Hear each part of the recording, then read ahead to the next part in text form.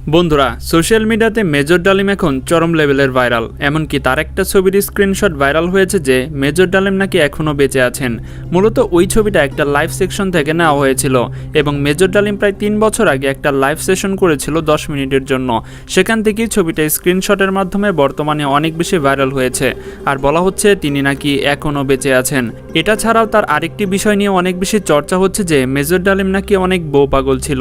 এমনকি এটাও বলা হচ্ছে যে মেজর ডালিমের স্ত্রী নিম্নিকে নাকি বঙ্গবন্ধুর ছেলে শেখ কামাল তুলে নিয়ে গিয়ে ধর্ষণ করেছিল, যার প্রতিশোধ নেওয়ার জন্য মেজর ডালিম 15ই আগস্ট একটা অপারেশনের মাধ্যমে বঙ্গবন্ধুর সপরিবারকে হত্যা করা হয়েছিল।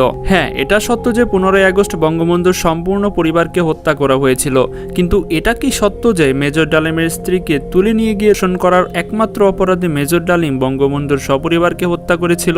এখন আমি যদি এটার এক কথায় উত্তর দিতে চাই তাহলে আমি বলবো একদমই না। এটা কিন্তু আমার কথা না, এটা যার কথা সেটাও আমি আপনাদেরকে সামনে বলছি, তাহলে আপনারা বিষয়টা বুঝতে পারবেন। তবে একথা সত্য যে মেজর ডালিমের স্ত্রী আসলেই অপহরণ হয়েছিলেন। এটার মূল কাহিনী কি আসলে সেটাও আমি আপনাদেরকে বলবো। তাহলে চলুন প্রথমে আমরা মেজর ডালিম সম্পর্কে কিছু গুরুত্বপূর্ণ তথ্য জেনে আসি। যাকে আপনারা মেজর ডালিম নামে চেনেন, এর সম্পূর্ণ নাম হচ্ছে শরীফুল হক ডালিম। তিনি জন্মগ্রহণ করেছিলেন 1946 সালে। মুক্তিযুদ্ধের সময় তার অসাধারণ অবদানের জন্য তাকে বীরোত্তম খেতাব দেওয়া হয়েছিল, কিন্তু তিনি যার নেতৃত্বে যুদ্ধ করেছিলেন তার সম্পূর্ণ পরিবারকে হত্যা করার কারণে সবকিছুই তিনি হারিয়েছেন। তিনি বঙ্গবন্ধুর সপরিবারকে হত্যা করার পর নিজেই বাংলাদেশ বেতারে সেটার বর্ণনা দিয়েছেন।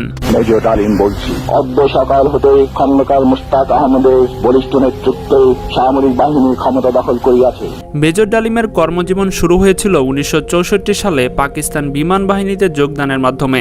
পরবর্তীতে পাকিস্তানে যুদ্ধ শুরু হলে তিনি বিমান বাহিনী ছেড়ে পাকিস্তান সেনাবাহিনীতে যোগ দেন। সেনাবাহিনীতে তিনি 1971 সালের এপ্রিল মাস পর্যন্ত কর্মরত ছিলেন। বাংলাদেশের সাথে পাকিস্তানের যুদ্ধ শুরু হলে তিনি 1971 সালের এপ্রিল মাসে পাকিস্তান সেনাবাহিনী থেকে পালিয়ে বাংলাদেশে এসে বাংলাদেশের পক্ষে যুদ্ধ করতে শুরু করে। মুক্তিযুদ্ধের সময় তার এই অসামান্য সাহসী পদক্ষেপের জন্য এবং যুদ্ধ করার জন্য তাকে বীরোত্তম খেতাব দেওয়া হয়েছিল।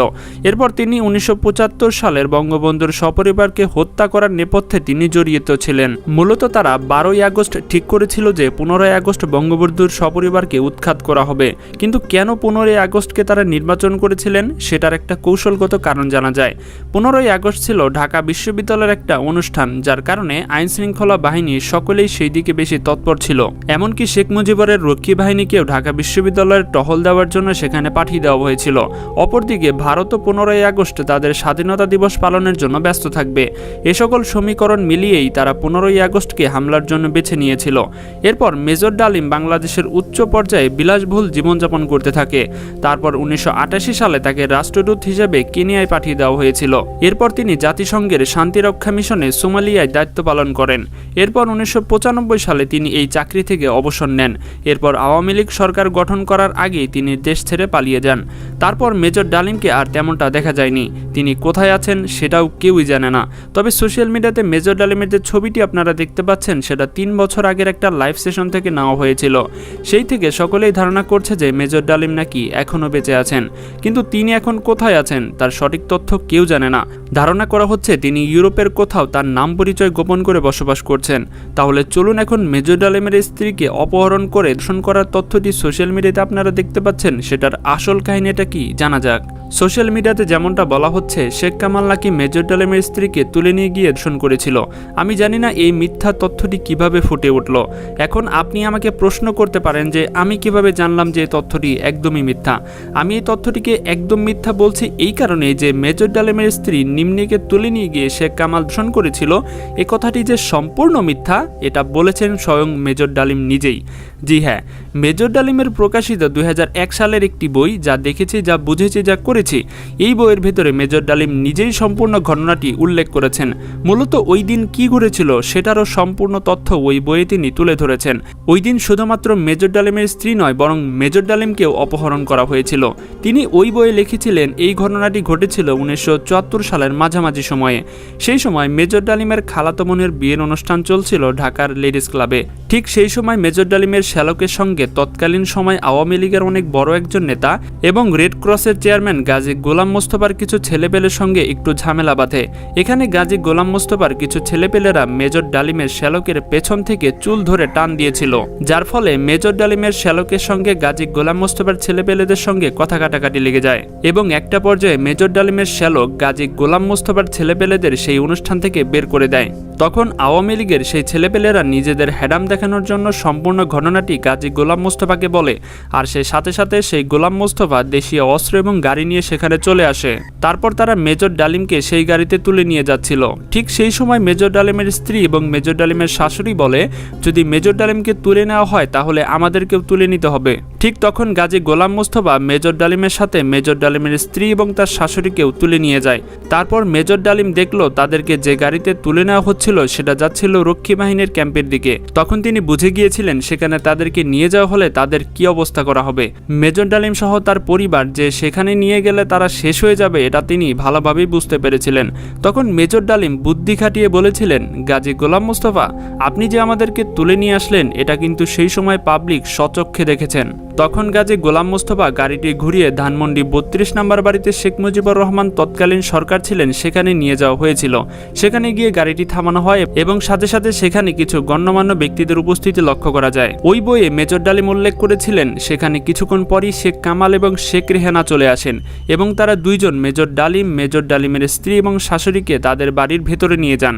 মেজর ডালিমের স্ত্রীকে তুলে নিয়ে যাওয়ার ক্ষেত্রে শেখ কামালের অবদান ঠিক এতটুকুই, বরং এই ঘটনার সাথে শেখ কামালের কোনো সম্পৃক্ততাই নেই, বরং সম্পূর্ণ ঘটনাটির নেপথ্যে ছিলেন গাজী গোলাম মোস্তফা। কিন্তু এখানে একটা বিষয় আছে, সেটা হলো বঙ্গবন্ধু কি এই যে গাজী গোলাম মোস্তফা তাদের পরিবারকে কিডন্যাপ করেছিল, এটা তো একটা স্বৈরাচারী ঘটনা, তাই না? এটার কি তিনি কখনো বিচার করেছেন? কেউ বলেছে করেছিল, কেউ বলেছে করেননি, এবং ধারণা করা হয় এটার বিচার বঙ্গবন্ধু সেদিন আসলেই করেননি।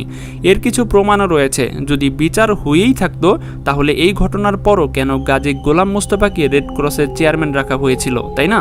একে তো এই ঘটনাটি ঘটিয়েছে একজন মেজরের পরিবারের সাথে, তার উপর আবার তার কোনো বিচারই করা হয়নি।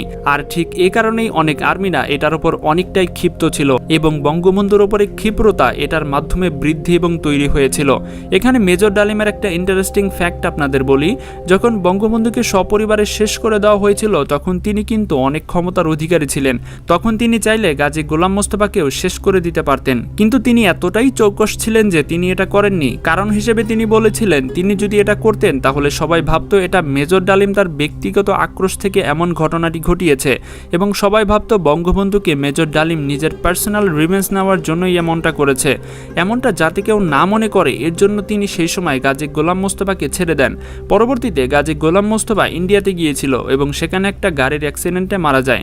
এটাই হচ্ছে মূল কাহিনী, যেটা মেজর ডালিম নিজেই তার বইয়ে লিখে জানিয়েছিলেন। এখন আমার তথ্যের ভেতরে অনেক ভুল থাকতে পারে, কেননা শেখ হাসিনা পতনের পর অনেক ইতিহাসই আপনাদের এবং আমাদের সামনে আসছে যা আমরা গত 16 বছরে কখনোই জানতে পারিনি। যদি আমার তথ্যের মধ্যে কোনো ভুল থাকে সেটা অবশ্যই ভেরিফাইড কোনো সোর্স থেকে আমাকে সেটা ধরিয়ে দেবেন। তো বন্ধুরা, এটাই ছিল মূলত আজকের ভিডিও ভালো লাগলে লাইক এবং চ্যানেলটি সাবস্ক্রাইব কিন্তু করবেনই। আর হ্যাঁ, পরবর্তী ভিডিওটি দেখার জন্য নোটিফিকেশন বেলটি অন করে রাখবেন। তো পরবর্তীতে কোন ধরনের মজার এপিসোড চান সেটাও আমাদেরকে কমেন্টে জানাতে পারেন। তো দেখা হচ্ছে পরবর্তী পর্বে মজার কোনো এপিসোড নিয়ে। আজকের মধ্যে এখানে বিদায়। আল্লাহ হাফেজ।